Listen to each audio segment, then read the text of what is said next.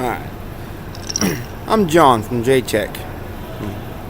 What we're going to do now, I'm going to show you a little bit about this scissor lift we got here. We got a JLG, it's a 1930.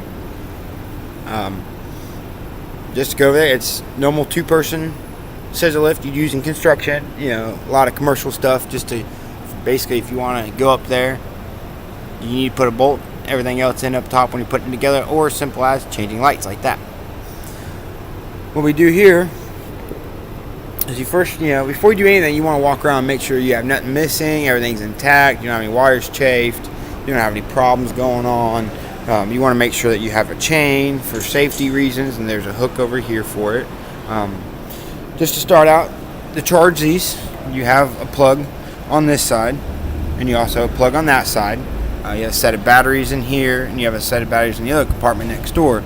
Right here we have our emergency, if we need to take control type thing. Hold the button up, hence it goes up, as you can tell, and you can make it go down. So if somebody gets hurt up top, you have a way to come down here. You flip your key.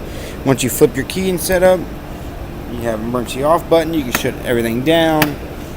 You have a manual switch up and down, because that's all you need to control. You don't need to go driving forward if someone's hurt up top. Down here, if you have electric tools, you have a spot you can plug in your electric, and you also have a way that you can plug in down at the bottom while you're using it, so you don't have to worry about killing your battery on them. You have our basic controls up top, which I'll go over. Right now, just do a walk around on it. Down here, you have your annual inspection. You want to make sure that's all up to date and everything for what you're using it for.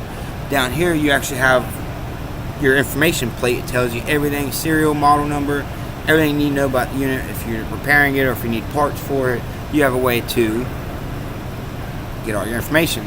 Then here you have our safety release lever.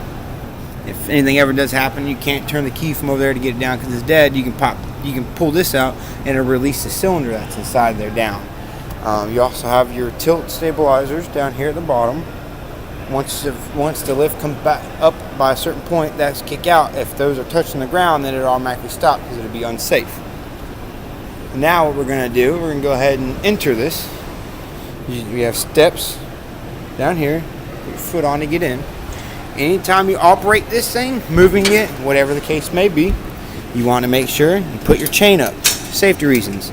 On these, anything over 8 feet, you have to have a harness to tie down. You have a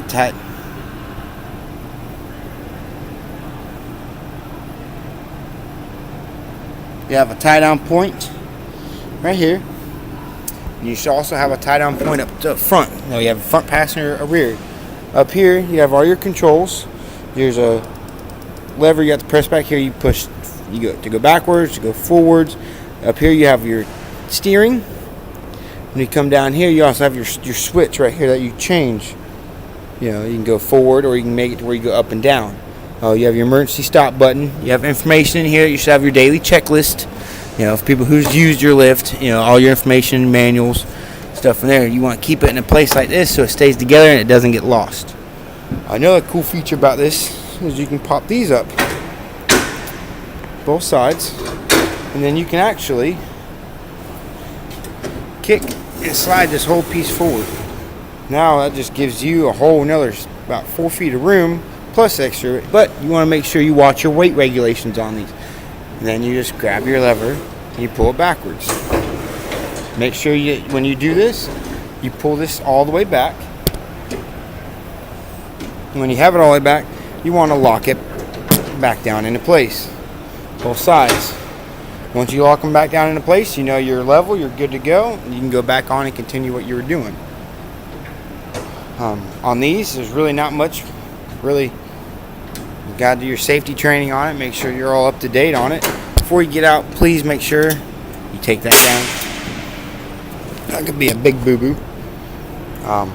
Basically, on a scissor lift, you just need to make sure you keep constant tie off. If you're working on these things, when you lift it up, there is a spot that you can actually put it on a rest. You can see right here, there's a bar right here that actually comes up, and then you rest it on this point. So when you're working on it, if you have to check the hydraulic fluid level, You just hit that and you're free to work on it. You don't have to worry about it falling on you. Like I was trying to show you, these clip into place. Once they clip into place, and that top slide cannot move past that point, and then you won't have to worry about it. If you stop real quick, if it falls forward and you don't fall out of it. Watch your weight rating. Make sure that you and your passenger and your tools do not exceed it. They have weight limits for a reason.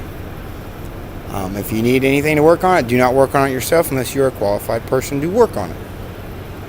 That's about it to know about these things. Stay safe. Thank you.